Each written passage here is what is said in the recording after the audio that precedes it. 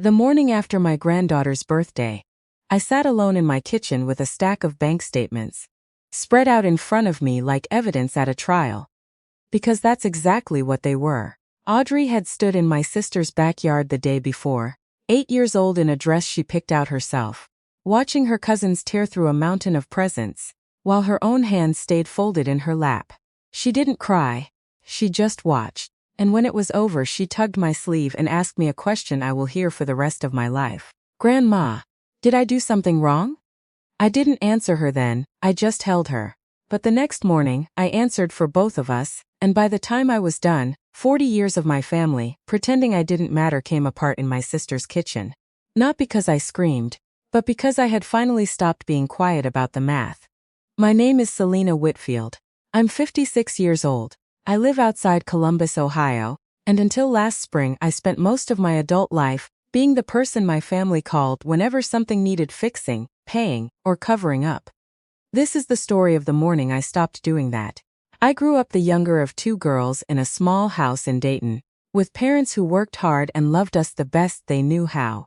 Which mostly meant treating love like something you had to earn through usefulness. My sister Margaret was 3 years older than me, and from the time I can remember, she was the one people noticed first.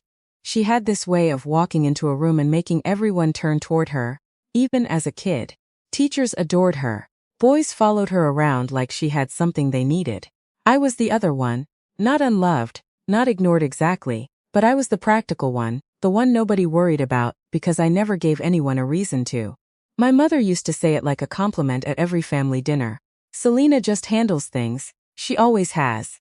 Margaret got admired for being Margaret. I got admired for being useful. I leaned into it, because that's what you do when you're a kid trying to find your footing in a family that's already decided your role. I studied hard, got a scholarship to Ohio State, and went into nursing, eventually working my way up to hospital administration, which paid well enough that by the time I hit my 40s, I was the one in the family with the steadiest paycheck and the clearest head for numbers. My ex-husband Daniel used to joke that I should have been an accountant instead of a nurse, the way I kept every receipt and balanced every account down to the penny. He wasn't entirely wrong. When my father passed 12 years ago, it was me who handled the estate, me who sat with my mother for months, sorting through paperwork and unpaid bills he'd left behind without telling anyone. And when my mother's memory started slipping 4 years after that, it was me, not Margaret, who took over her finances completely. Power of attorney.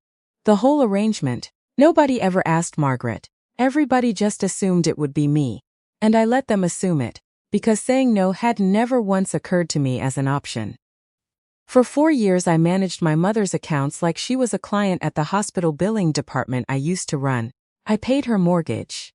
I caught a fraud attempt on her credit card before it cost her $11,000.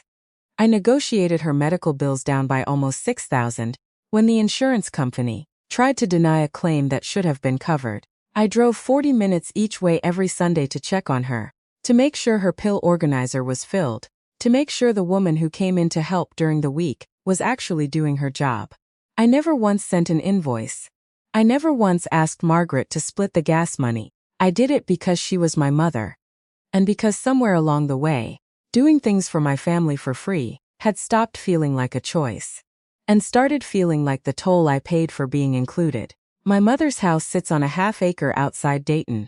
The same house I grew up in, paid off now, worth close to $400,000 with the way the market's gone. She is not a woman who struggles. She has a pension from my father's years at the plant, his life insurance, savings that I built into something respectable through good management, and that house she is comfortable. She has always been comfortable. What she has never been, not once in 56 years, is fair. Every year on my mother's birthday, the whole family gathers at Margaret's place, because Margaret has the bigger house with the pool and the patio that looks nice in pictures. It's become a tradition, almost a performance. Margaret has 2 kids of her own, both grown now with families of their own, and somewhere along the way, her birthday gatherings turned into these elaborate productions. Catered food, a dessert table, photographers practically, 'cause Margaret likes things to look a certain way for the people who matter to her. This year my mother turned 80, And Margaret decided to do something special. She announced weeks in advance that all 12 grandchildren and great-grandchildren in the family would be getting birthday gifts from their great-grandmother. Gifts my mother had supposedly picked out herself. With Margaret's help, even though I knew for a fact my mother could no longer remember what day it was most mornings, let alone shop for 12 children. What that really meant was that Margaret had spent my mother's money, the money I managed, the money I protected, on an enormous display of generosity that she got to take credit for orchestrating. I brought Audrey, my granddaughter, my son Ryan's only daughter. Ryan had to work that weekend, some shift he couldn't get out of. So it was just me and Audrey, 8 years old, missing one front tooth, wearing a sundress with little sunflowers on it that she'd picked herself because she said sunflowers were happy, and great-grandma Margaret deserved happy. When we walked in, I noticed the table by the sliding glass door stacked with wrapped boxes, ribbons curling off every one of them, and I did the thing I always do. I started counting without meaning to. I read the little gift tags as we walked past, to Haley, to Madison and Connor, to the twins. Every single tag had a name on it. None of them said Audrey. I told myself there had to be an explanation. Maybe Audrey's gift was somewhere else, set aside because she was the smallest one there, or because Ryan hadn't RSVP'd in time, something. I poured myself a glass of wine, and I watched Audrey run off to play with her cousins in the yard, completely unaware. And I tried very hard to enjoy my mother's birthday. Around 2 o'clock, Margaret clapped her hands and announced it was time for the kids to open their gifts from great-grandma. For the next half hour I sat on a lawn chair and watched 11 children tear through wrapping paper, pulling out tablets, a kids' karaoke machine, matching bicycles for the twins, gift cards to toy stores, a whole box of slime kits and art supplies that probably cost more than my last grocery run. Audrey sat next to me through all of it. She didn't ask where hers was. She just watched the other kids with this careful, quiet attention. The kind of look kids get when they're trying to work out a math problem that doesn't add up. Except the math problem was her own worth. When the last gift was unwrapped and the kids scattered off to play with their new toys, Margaret walked past us carrying an empty trash bag for the wrapping paper and said, loud enough for half the yard to hear, "Oh, we figured Audrey's all set since you take such good care of her, Selina. You've always been the responsible one. The other kids just needed a little extra this year, you understand." She gave my shoulder a little squeeze, like she'd just paid me a compliment, and kept walking. Audrey looked up at me. She had heard every word. I told her I needed to use the restroom and took her with me. And once the door was locked, I sat down on the closed toilet lid and pulled her into my lap. This almost grown girl, who still smelled like sunscreen and grass, and I held it together because that's what I do. That's what I've always done, until she pressed her face into my neck and went very, very still. "Grandma," she whispered, "did I do something wrong? Is that why I didn't get a present?" I pulled back and looked at her face, and something that had been bending in me for 56 years finally snapped clean in half. I told her she was perfect. I told her this was the last time anyone in this family would ever make her feel like she was anything less than exactly enough. We left, 20 minutes later, without saying a proper goodbye. On the drive home I stopped at a Target and let her pick out anything she wanted. And she chose a coloring set and a stuffed rabbit, $18 total. And she held that rabbit against her chest the whole ride home like it was the most precious thing she'd ever owned. And somehow that made it so much worse, watching her be that grateful for $18. When the table back at Margaret's had been stacked with hundreds, that night, after Ryan picked Audrey up, and I'd told him just enough to make his jaw go tight, I sat at my kitchen table with my laptop and a legal pad. And I started doing what I do best. I am not a dramatic person. I don't post about my family on Facebook. I don't make scenes at parties. What I do is solve problems with documentation. And that night I had a 4-year problem sitting right in front of me in black and white. I opened the folder where I kept every record of my mother's finances since I'd taken over as power of attorney. My standard consulting rate at the hospital, for the kind of financial and administrative work I did there, was $95 an hour. I used that number, conservative compared to what an outside fiduciary or elder care manager would actually charge a family in my position. Somewhere between $150 and $200 an hour, easily. I started logging Monthly bill review and payment management, 6 hours a month, 72 hours a year. The fraud dispute that saved her $11,000, 19 hours. The insurance appeal that recovered $6,000, 14 hours.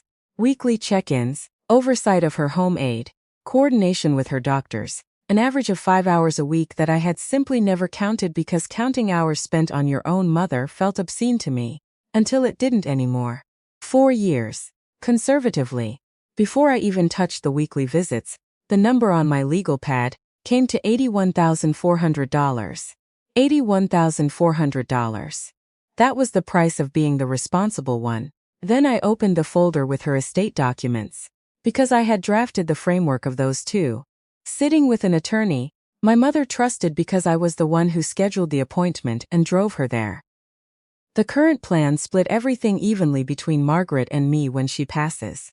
But I am the one holding power of attorney. Not Margaret, me. My father had set it up that way originally, and when my mother's capacity started slipping, the family had simply transferred that same trust onto me without a single conversation. Because of course it would be me. I was the reliable one. I wasn't going to misuse that position. That has never been who I am. But I was going to resign from it, formally, in writing, with witnesses, and I was going to leave an invoice on the table when I did it. I typed everything up that night, itemized, dated, supported by 4 years of bank statements and call logs and emails I had saved out of nothing but habit. I printed 2 copies. Then I wrote a short letter, and the first line of it was the only sentence in this whole story I actually rehearsed out loud before I wrote it down. Dear Mom. Enclosed is an invoice for the financial and caregiving management services I have provided over the past 4 years. I am also formally resigning, effective immediately, as your power of attorney, and stepping back from all financial oversight of your accounts. I sealed both copies in an envelope, set my alarm for 7, and slept better than I had in months. My mother is an early riser even now, and Margaret, who has practically moved into managing my mother's day-to-day life, socially if not financially, is almost always there by 8 on a Sunday to bring her coffee from the place she likes. I drove to Dayton alone the next morning, left Audrey out of it entirely, and wore the navy blazer I usually save for board meetings. Not because I needed to impress anyone, but because some mornings you need to feel like armor is holding you together even when it's just fabric. My mother answered the door in her robe, surprised to see me. Selina, we weren't expecting you, sweetheart. I know, I said. I need to talk to you and Margaret, it won't take long. Margaret was in the kitchen pouring coffee, and when she turned and saw my face she actually laughed a little, nervous. Everything okay? You look like you're about to fire somebody. I set the envelope on the kitchen island between the 3 of us.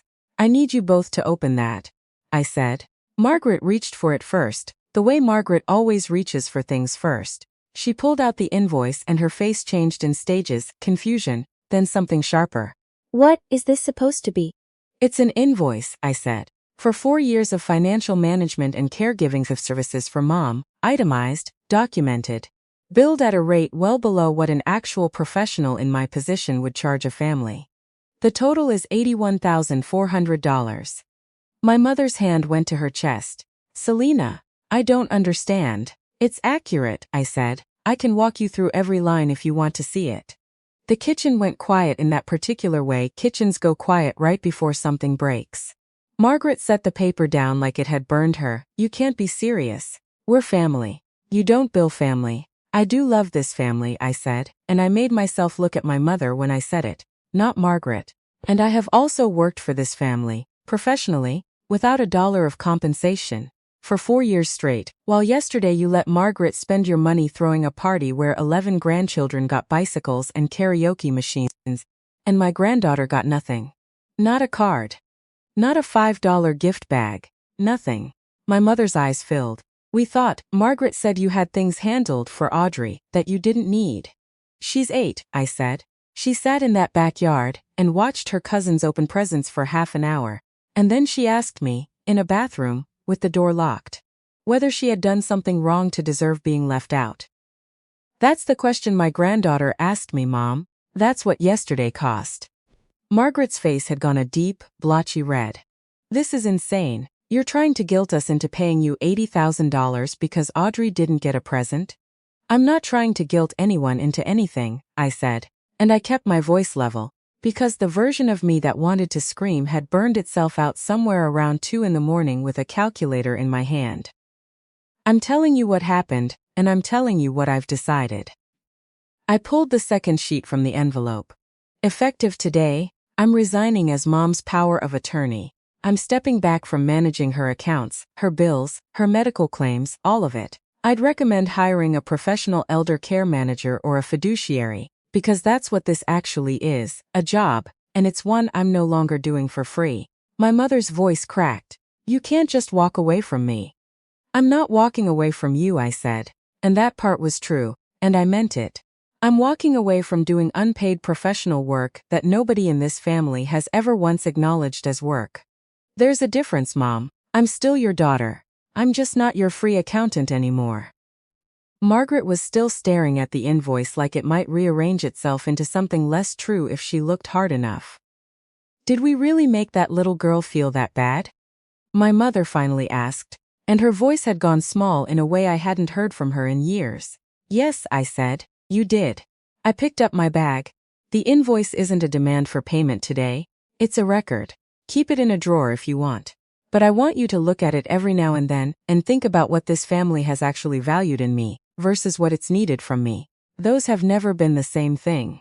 I left them standing in that kitchen, my mother crying quietly into a dish towel, Margaret staring at a piece of paper she clearly hadn't expected to ever see. My hands shook the entire drive home. I sat through a green light at one intersection for a solid 5 seconds before I could make myself press the gas, because doing the right thing, it turns out, doesn't feel triumphant in the moment. It mostly just feels terrifying. What happened over the following weeks, though, I hadn't expected. Margaret called me 2 days later, and I almost didn't pick up, but I did. The call started defensive and ended somewhere I didn't see coming, because partway through it Margaret went quiet and asked, "Did Mom really say you didn't need to be included about Audrey?" "Word for word," I told her. A long pause. "That's not okay," Margaret finally said, and I think that might be the first time in our entire adult lives she has admitted. I was right about anything involving our mother. She called Audrey that same week, apologized, and mailed her a $50 gift card to the bookstore she loves with a handwritten note. It wasn't a grand gesture. It was real though, and from Margaret, real is rare enough that I noticed. About a month after that my mother asked Ryan if she could take Audrey to lunch, just the two of them. She's not always sharp these days, my mother. Her memory comes and goes, but she remembered. She took Audrey to the diner downtown that does the build-your-own sundae bar, let her pile on every topping, and gave her a small bouquet of yellow tulips, because Audrey had once told her, years ago apparently, that yellow was her favorite color. Which is the kind of detail I didn't even know my mother still held on to. She told Audrey she loved her and that she was sorry. And Audrey came home and informed me very seriously that great-grandma had said sorry and let her get extra whipped cream, which felt like the most honest apology anyone in that family has ever given. As for the invoice, nobody has paid it, and I never expected them to. That was never really the point of writing it. The point was making visible something that had stayed invisible for 4 years. Putting a real number on what being the dependable one had actually cost me, so that the next time somebody in my family calls me responsible like it's a compliment, we both know exactly what that word has meant. I hired an outside fiduciary to handle my mother's finances going forward. A woman named Patricia who comes recommended and who, unlike me, gets paid for her time. It feels strange not being the one in the spreadsheets every Sunday night. It feels strange and it feels, more than anything, like breathing room I didn't know I needed. I don't want to end this making myself sound like I've got it all figured out, because I don't. I'm still working through what it means to be someone's daughter without being their unpaid employee. But here's what 4 years and one bathroom conversation with an 8-year-old taught me. The most dangerous role in any family is the one labeled reliable. Not because being dependable is a flaw, it isn't. It's one of the better things a person can be. The danger is when your family quietly decides your reliability is a resource to be used up instead of a quality to be respected. I spent most of my life grateful that my family needed me. What I should have been asking instead was whether they valued me. Needing someone and valuing them are not the same thing, and it took my granddaughter's voice in a locked bathroom to teach me the difference. Kids see everything, even before they have the words for it. Audrey felt the gap between herself and her cousins before she could explain it, and she turned it into a question about her own worth, the way kids always do. No child should ever have to ask if they disappointed somebody, just for existing in a room. The morning I walked into that kitchen with an envelope in my hand, I wasn't just standing up for myself. I was showing Audrey, even though she'll probably never know all the details, what it looks like to stop apologizing for taking up space. I was showing her that love without respect is just a habit dressed up to look like something better. Someday, when she's grown, I want her to remember a grandmother who chose her dignity over keeping the peace, who decided that being useful and being valued had to mean the same thing, or it didn't count for much at all. So if there's someone in your life calling you the responsible one while quietly counting on you to carry weight they've never once acknowledged, I'd ask you the same thing I had to ask myself at my kitchen table that night. What would it actually cost them if you stopped? And more than that, what has it already cost you?